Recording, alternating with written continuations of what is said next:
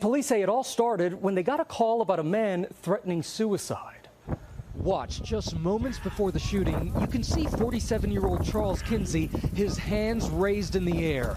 The video released overnight by his lawyer. Kinsey in the yellow shirt works at an assisted living facility. And the man at his feet is a 23-year-old with autism who ran away from the group home. Listen as Kinsey talks to police.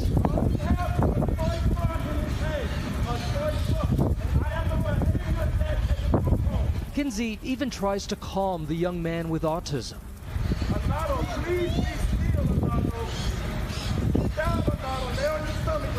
At some point, one of the officers shoots Kinsey, but he survives and speaks with Fox station WSVN from his hospital bed, recounting what he told that officer. And I'm telling him again, sir, there's no need for a firearm. I'm unarmed. He's an autistic guy. He had a toy truck in his hand. When he hit me, I'm like, I still got my hands in the air. I said, no, I just got shot. And I'm standing there, I'm like, sir, why did you shoot me? And his words to me, he said, I don't know. Video of the actual shooting hasn't been released, but this is the moment right after. And this morning, Kinsey is expected to make a full recovery. The North Miami Police Department has placed the officer on administrative leave, and the local state attorney's office is now investigating him. Gio, this is so hard for people to get their heads around after all that has happened. Have the police there admitted that now they know this was a therapist and his patient? Where does this investigation go? Yeah, absolutely. They acknowledge he's an ALF employee. They acknowledge the other one is a young man with autism. And that's why, Amy, this is going to be a very serious investigation. A lot of people asking, how could this happen? A lot of people, Gio. All right, thank you.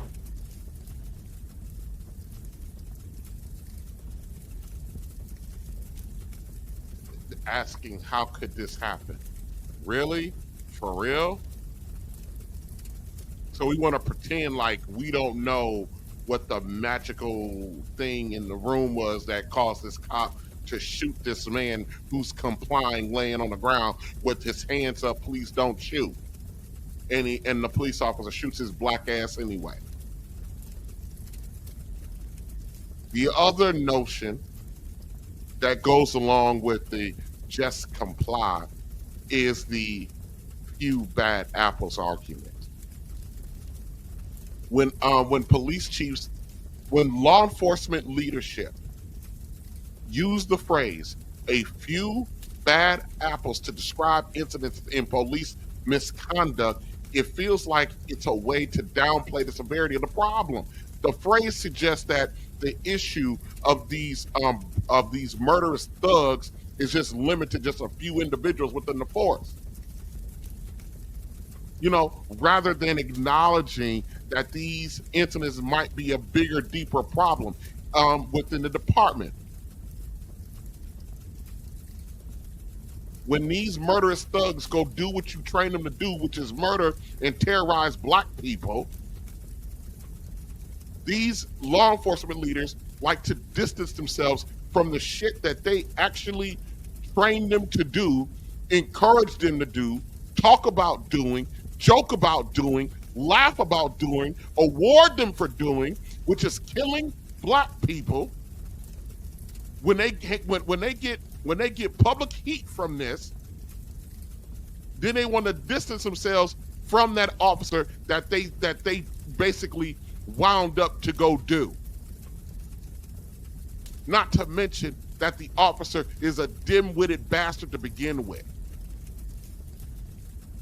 Just in the video, when the man said, "Officer, why did you shoot me?" Oh no, that's with somebody who's a effing artard, which, you know, YouTube, you can't say retard, so you gotta say artard.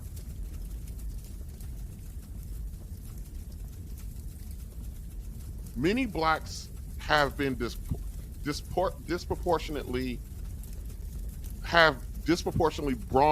borne the brunt of these murderous thugs, and these so-called few bad apples, or the few bad apples narrative, is frustrating and it's dismissive, and it continues to help ignore the problem. And they ignore the problem because, let's be honest with you, law enforcement, the institutions of the United States, they fucking hate black people. They hate, they wish that the United States institutions, law enforcement, governmental agencies, they wish they had the balls to directly do to black people what Hitler did to the Jews. The United States government just don't have the balls to actually go through with it. But believe it or not, they want to do that to us. They want to. They absolutely want to. Black people live in a country where the country itself hates and wish for their demise and wish they would wipe us off the fucking face of the planet. They absolutely do. And we got these Negroes out here who want to align themselves with this institution. Look, the phrase "a few bad apples" originates from a saying, and the saying goes, "A few bad apples spoiled the bunch." You know, when police officers use this phrase, they always leave out the part spoiling the bunch. Instead of implying that these so-called bad officers with these dim-witted murderous thugs are isolated, and that few bad apples implies that the system itself is fine, but they leave out the spoils the bunch part.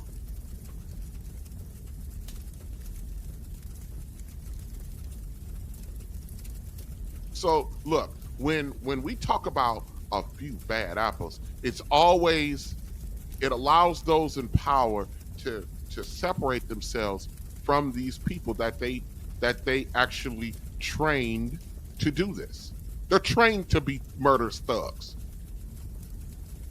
They're trained to be murderous thugs against any non-white person. They're trained.